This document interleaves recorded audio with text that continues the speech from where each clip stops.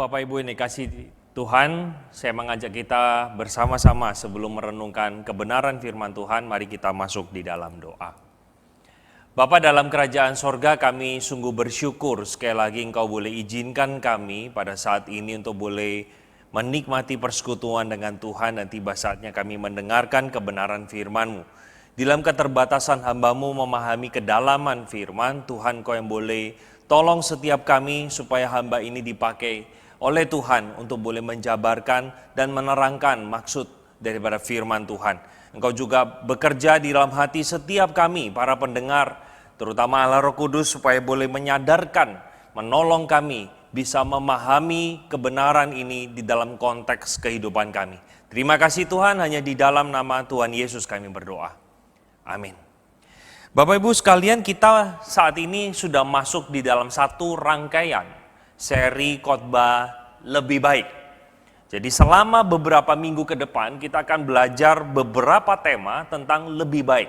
Nah, hari ini tema yang diangkat adalah lebih baik di rumah duka daripada rumah pesta. Secara jujur saya katakan bahwa selama saya pelayanan, saya jarang sekali menemukan orang yang membahas tema ini. Dan biasanya bahkan tema ini itu dikhotbahkan bukan dalam satu kebaktian doa atau bahkan di dalam pertemuan jemaat. Tetapi seringkali dikhotbahkannya justru di rumah duka. Tapi izinkan saya untuk kita boleh bersama-sama belajar apa yang menjadi maksud kebenaran firman Tuhan. Kenapa sampai firman Tuhan mengatakan lebih baik ke rumah duka ketimbang ke rumah pesta. Nah, saya mengajak kita untuk memperhatikan bersama-sama di dalam layar kita. Kita akan membaca, saya akan membacakan untuk kita sekalian. Di sana bunyi firman Tuhan, nama yang harum lebih baik daripada minyak yang halal. Dan hari kematian lebih baik daripada hari kelahiran. Pergi ke rumah duka lebih baik daripada ke rumah pesta, karena di rumah dukalah kesudahan setiap manusia. Hendaknya orang yang hidup memperhatikannya. Bersedih lebih baik daripada tertawa, karena muka muram membuat hati lega. Orang berhikmat senang berada di rumah duka, tetapi orang bodoh senang berada di rumah bersukaria. Sampai di sana pembacaan kita pada saat ini. Bapak Ibu, saya akan tampilkan satu undangan ya, di dalam layar. Bapak Ibu bisa lihat, di sana sengaja saya menyandingkan ada dua undangan. Satu undangan pesta, dan yang satu adalah undangan kedukaan. Saya ingin ajak kita berdiskusi dan berpikir sejenak. Kalau misalnya undangan ini diberikan kepada kita, jam penyelenggaranya adalah di hari yang sama, maka mana yang Bapak Ibu akan pilih? Apakah kita akan datang pesta atau kita datang kedukaan? Saya tahu jawaban Bapak Ibu. Ya, paginya datang ke rumah duka, malamnya ke rumah pesta, betul? Tapi izinkan saya untuk boleh menambahkan beberapa syarat Bapak Ibu. Kalau misalnya dua undangan ini diberikan bahwa ini terjadi di hari yang sama, tidak ada hari lain, cuma satu hari itu, dan paginya tidak bisa datang ke rumah duka terlebih dahulu. Dan yang kedua, diadakan pada jam yang sama dan dua-duanya punya relasi yang sangat dekat sama kita, sama dekatnya. Saya tahu Bapak Ibu seringkali kita mempertimbangkan untuk tidak ke rumah pesta atau kita tidak ke rumah duka, tergantung kedekatannya seperti apa. Katakanlah kalau saya memberikan ketiga kondisi syarat baru ini, yaitu tidak ada hari lain, jamnya sama, dan relasinya sama dekatnya. Pertanyaan saya, mana yang kita pilih? Apakah kita akan memilih ke rumah pesta atau ke rumah duka? Nah, saya coba membayangkan, saya tidak tahu, saya berasumsi, sekali lagi asumsi saya bisa keliru, tetapi saya berasumsi bahwa kemungkinan banyak sekali jemaat yang akan memilih ke rumah pesta. Pertanyaannya, kenapa? Apa sih yang menjadi penyebab kita lebih memilih rumah pesta ketimbang rumah duka? Paling tidak yang pertama, di dalam rumah pesta itu kita merayakan sukacita. Semuanya senang, semuanya bersukaria, semuanya gembira. Yang kedua, kalau di dalam rumah pesta tentunya ada makanan yang enak. Ya, berbagai macam variasi makanan, mungkin dari Asia, Barat, India, semuanya ada. Dan yang ketiga, nggak membosankan. Karena di dalam rumah pesta tentunya kita bisa bersenda gurau, kita bisa bercerita, kita bisa bersenang-senang bersama. Sehingga dugaan saya, asumsi saya, kemungkinan akan lebih banyak ke rumah pesta. Ironisnya Bapak Ibu, firman Tuhan justru memberitahukan kepada setiap kita bahwa pergi ke rumah duka itu lebih baik daripada ke rumah pesta. Pertanyaan yang harus kita pikirkan, kenapa bisa seperti itu? Kenapa kok tidak dipandangnya sejajar? Kenapa ketika diberikan perbandingan, rumah duka lebih baik kita pergi? Sekali lagi Bapak Ibu, bukan berarti ya maksud firman Tuhan ini mengatakan, wah kalau kita datang ke pesta ulang tahun, pesta pernikahan berarti kita berdosa. Bukan itu poinnya. Tapi saya mengajak kita melihat bersama-sama bahwa kenapa diberikan sebuah komparasi dan mengatakan bahwa ke rumah duka lebih baik daripada ke rumah pesta. Nah, Bapak Ibu sekalian, saya sebelum menjelaskan kenapa ini terjadi, maka saya perlu memberitahukan kepada kita siapa penulis kitab Pengkhotbah dulu. Karena ini yang membantu kita memahami kenapa penulis menuliskan bagian ini. Para teolog itu kebanyakan sepakat, terutama teolog-teolog yang klasik, mereka memandang bahwa penulis daripada kitab Pengkhotbah itu adalah Raja Salomo. Karena di dalam kitab ini dituliskan dia adalah seorang raja di Yerusalem dan dia adalah anak Daud. Sekali lagi dugaan keras merujuk kepada Salomo. Nah Bapak Ibu, kalau melihat cerita tentang kehidupan Salomo, ini adalah seorang anak dari Daud. Kita asumsikan ya penulisnya adalah Salomo. Nah dia adalah anak Daud yang saya kira satu-satunya di masa dia tidak pernah terjadi peperangan. Karena papanya sudah berhasil menguasai daerah sekitar Israel dan menjadi kawan baik. Sehingga masa pemerintahan Salomo itu ditawarkan dengan sebuah permintaan. Kamu mau minta apa? Tuhan memberikan permintaan itu kepada Salomo. Nah kita sudah tahu jawabannya. Salomo memilih hikmat, bukan memilih kekayaan. Dia memilih kebijaksanaan, bukan ketenaran. Sehingga itulah yang membawa Salomo akhirnya meroket menjadi raja yang penuh hikmat. Sampai undangan-undangan dari bangsa lain begitu kagum melihat bagaimana dia mengatur segala sesuatunya dengan rapi, dengan indah. Tapi kita tahu cerita berikutnya bukan? Bagaimana pada akhir-akhir kehidupannya Salomo justru menikahi 700 istri dan 300 gundik. Total 1000. Kita tahu bersama-sama tujuan Salomo untuk menjalin sebuah koalisi dengan bangsa-bangsa itu. Caranya adalah dengan menikah. Tapi kita tahu bersama-sama rupanya dikatakan oleh Alkitab di dalam 1 Raja-Raja pasal 11, istri-istrinya inilah yang menyeret dia untuk menyembah berhala. Dan akhirnya dia jatuh dalam penyembahan berhala, dia singkirkan Yahweh yang memberikan hikmat, tetapi justru dia memilih untuk menyembah Baal yang dia tidak baru saja dikenalkan oleh para istrinya. Nah di dalam situasi seperti itulah muncul di akhir-akhir hidupnya Salomo muncul tulisan ini. Nah sekarang kita masuk ke dalam alasan, nanti saya akan kaitkan dengan background daripada Salomo. Nah kenapa kok ke rumah duka lebih baik daripada rumah pesta? Saya coba memikirkan alasan pertama paling tidak, karena di rumah duka itulah manusia mulai memikirkan soal kehidupan yang dijalaninya. Bagaimana saya bisa dapat poin ini? Perhatikan Bapak Ibu di dalam ayatnya yang pertama. Pengkhotbah 7 ayat 1 mengatakan nama yang harum lebih baik daripada minyak yang mahal. Dan hari kematian lebih baik dari hari kelahiran. Saya sengaja menggarisbawahi kata nama yang harum lebih baik daripada minyak yang mahal. Pertanyaannya kenapa bisa begitu? Kenapa Salomo menuliskan hal tersebut? Karena ini berkaitan dengan nama baiknya dia.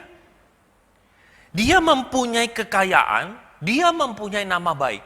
Gara-gara Salomo, Israel yang dari Dan, dari utara sampai selatan, itu akhirnya terpaksa terpecah, terkoyak menjadi dua. Karena itulah hukuman yang Tuhan berikan kepada bangsa Israel, terutama kepada Salomo.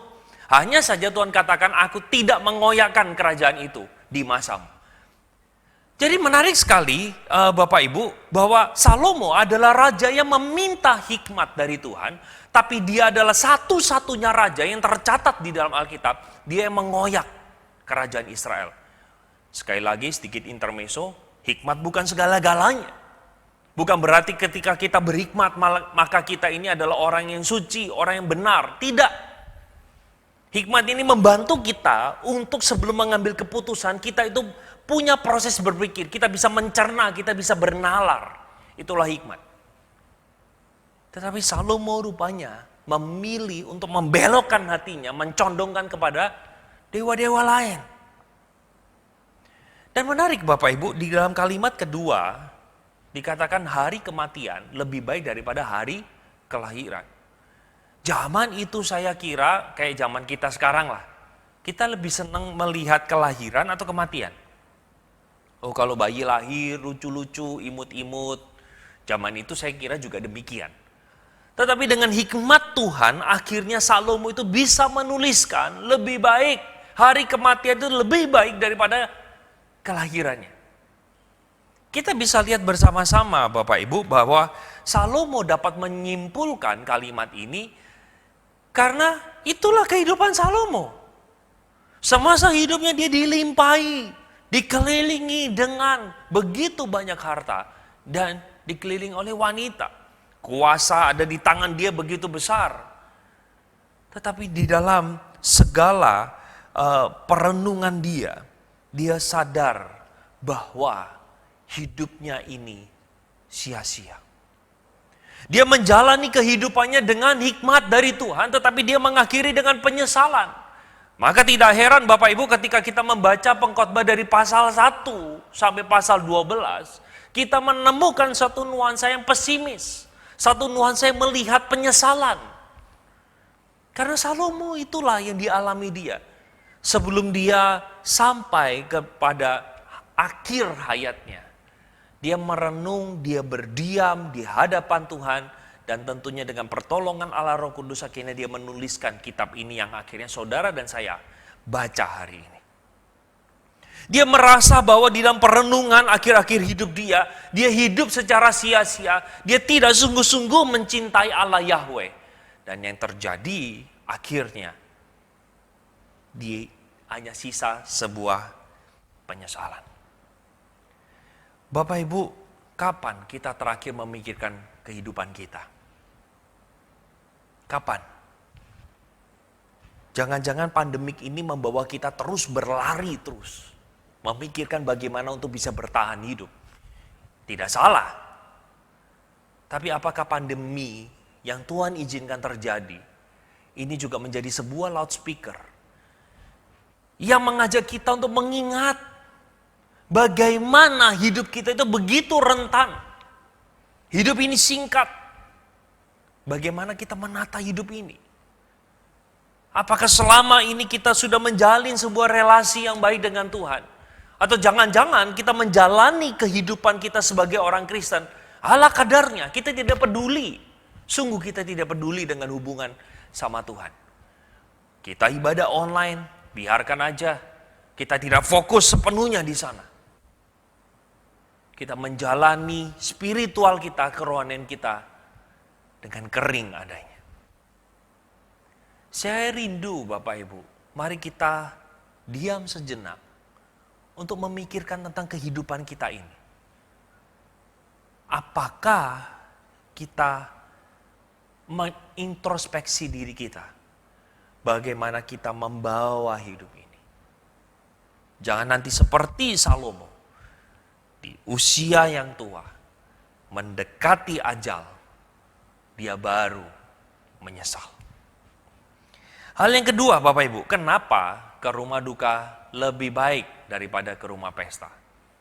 Maka yang kedua adalah karena manusia bukan hanya memikirkan soal kehidupan, tetapi manusia juga memikirkan soal kematian.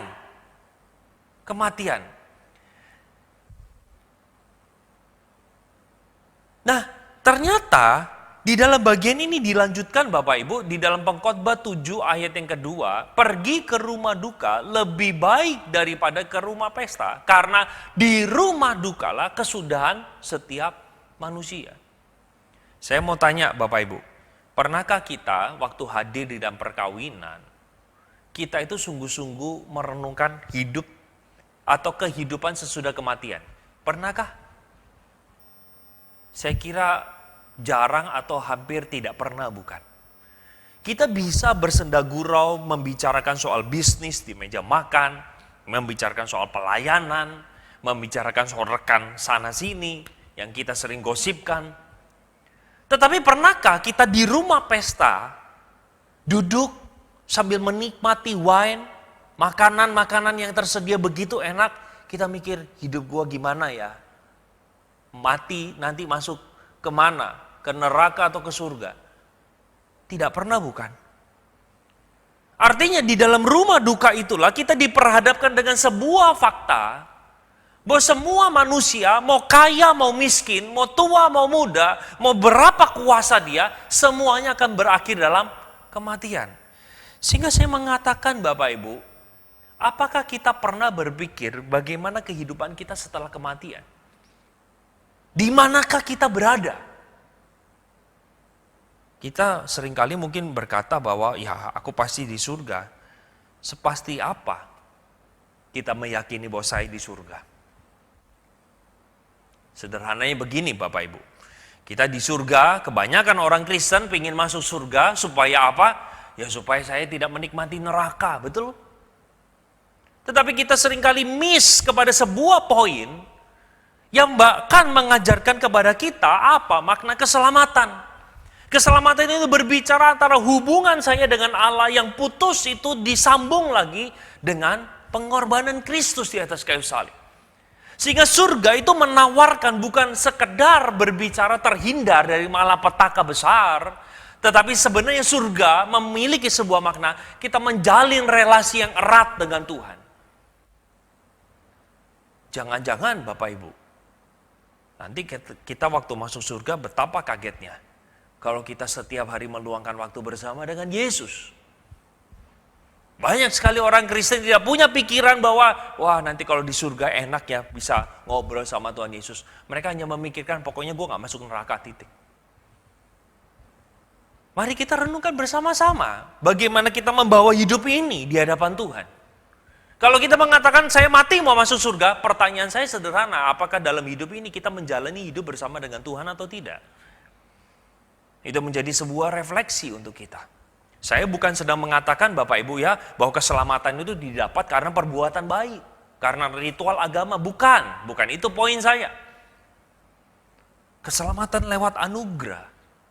Tapi keselamatan itu seharusnya membawa kita menjalin satu relasi dengan Tuhan, dan Tuhan ingin relasi itu kekal sampai kepada kehidupan setelah kematian. Nah, kita bersama-sama Bapak Ibu, apakah kita itu juga bisa mengatakan bahwa saya siap terhadap kematian? Saya mau katakan bahwa kalau kematian itu pasti, hanya waktunya saja tidak diketahui. Apakah kita sudah yakin? Apakah kita sudah mempersiapkan kematian kita dengan selama ini menjalani relasi kita dengan Tuhan? Mati itu pasti Bapak Ibu. Cepat atau lambat. Hanya problemnya kita nggak tahu kapan. Dan bisakah kita berkata seperti Paulus berkata, bahwa bagiku mati, hidup adalah Kristus dan mati adalah mendapatkan. Loh kok mendapatkan Pak? Kan harusnya ditulis di dalam Alkitab itu mati adalah keuntungan. Bapak Ibu, saya sengaja taruh ada gambar di sana. For me to life is Christ and to die is gain. Bukan benefit loh. Tapi is gain. Gain itu apa? Gain itu mendapatkan. Banyak dunia mengajarkan kalau mati itu berbicara kehilangan. Tetapi justru di dalam konsep kekristenan, mati itu justru kita mendapatkan, kematian adalah gerbang menuju ke dalam kekekalan. Kita justru mendapatkan sebuah relasi dengan Tuhan yang sempurna adanya. Dan saya sengaja memakai ayat ini, Bapak Ibu, Filipi 1 ayat 21 dan 22. Banyak orang hafal ayat 21, tetapi lupa ayat 22.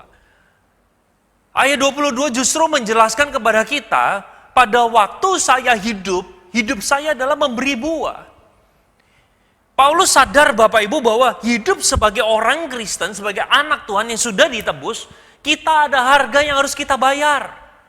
Kita bekerja memberi buah. Buah itu apa sih? Masa manusia keluar buah? Kan nggak mungkin. Buah itu sederhananya mengalami sebuah proses perubahan. Apakah buah karakter itu ditemukan di dalam hidup kita? Dulu mungkin kita pakai pikiran untuk memikirkan yang jahat mencelakai orang. Sekarang berubah menjadi bagaimana saya memakai pikiran saya untuk memberkati banyak orang. Itu berbuah. Karakter saya dulu saya pakai mulut untuk mengucapkan sumpah serapah. Hari ini apakah saya pakai mulut saya untuk menguatkan dan memotivasi orang. Membangkitkan orang dengan harapan yang sudah pupus. Itu berbuah. Paulus sadar kalau dia hidup, dia harus bekerja memberi buah. Waktu saya mempersiapkan bagian ini Bapak Ibu, ketika hidup saya mulai melenceng, saya diingatkan pada lagu ini. Hidup ini adalah kesempatan. Hidup ini untuk melayani Tuhan. Jangan sia-siakan waktu yang Tuhan beri. Hidup ini harus jadi berkat. Hidup saudara dan saya ada batas. Selama Tuhan masih memberikan kepada kita kehidupan, adakah kita pakai dengan maksimal untuk memuliakan nama Bapa kita? Lagu ini terus mengingatkan kepada saya, kesehatan saya ada batasnya. Kehidupan saya pun sementara.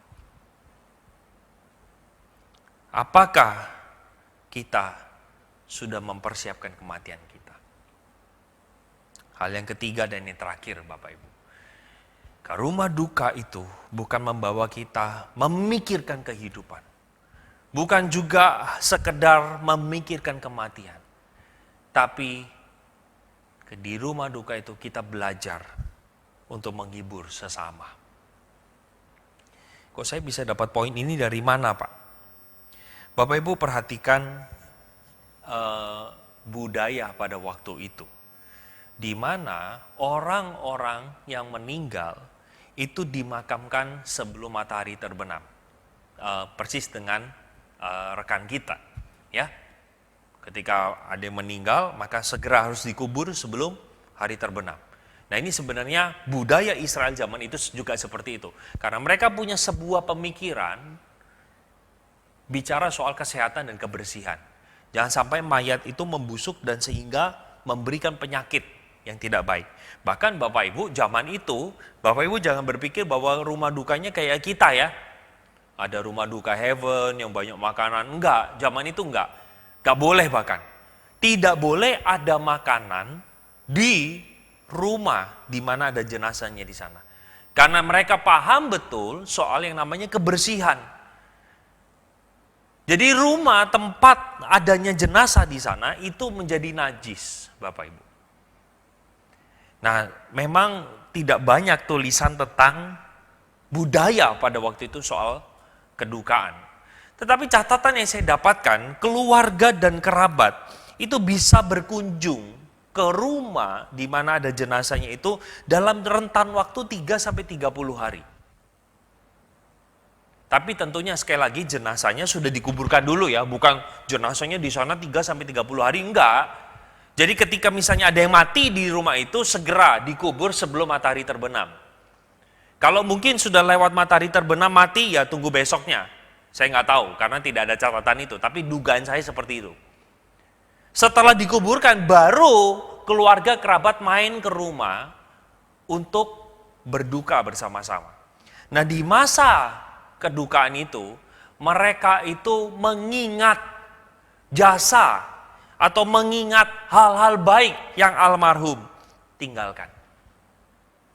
Di situasi seperti itu, Bapak Ibu, ada dicatat, artikel itu mencatat bahwa ada beberapa tetangga memasak untuk keluarga ini. Karena keluarga ini sedang berduka, maka mereka tergerak untuk menunjukkan belas kasihan.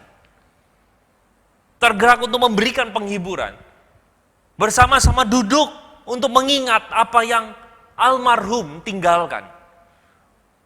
Hal baik apa yang sudah diberikan oleh almarhum.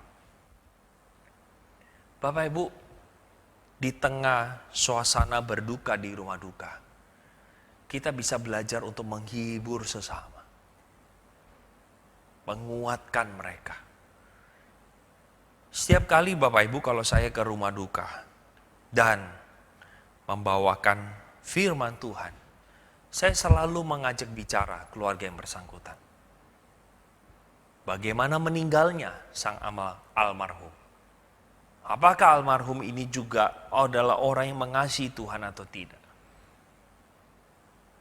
Lewat situ saya baru tahu bagaimana kedekatannya dengan keluarga. Makin dekat, makin sedih. Dan saya baru berpikir, firman Tuhan apa yang bisa menghibur dan menguatkan. Maka Bapak Ibu, saya sering kali katakan kepada beberapa rekan, bagi saya khotbah kedukaan itu adalah khotbah yang paling sulit. Kenapa? Karena harus sedia pelurunya banyak. Karena in case saya sudah persiapan di rumah khotbah A, dan ketika saya tanya berbicara dengan keluarga, ternyata khotbahnya tidak cocok. Dan saya harus merubah di tempat. Saya bersyukur Bapak Ibu, Tuhan izinkan begitu banyak momen saya boleh melayani kedukaan.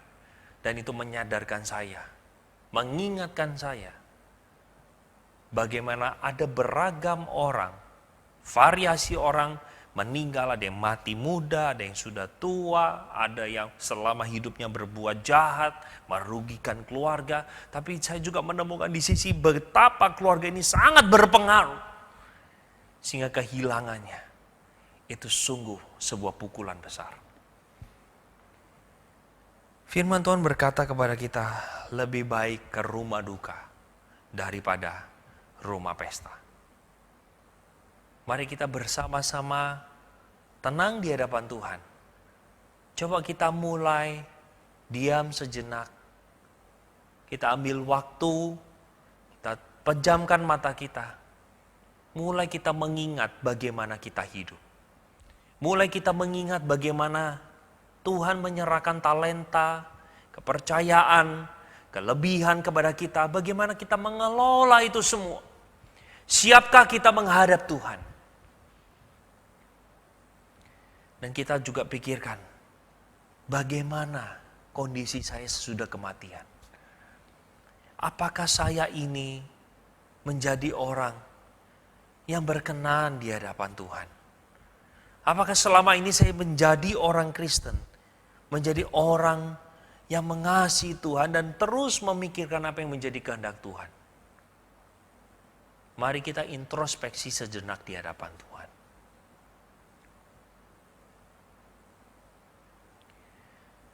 Kami bersama-sama diingatkan Tuhan pada kesempatan ini bahwa hidup kami sementara.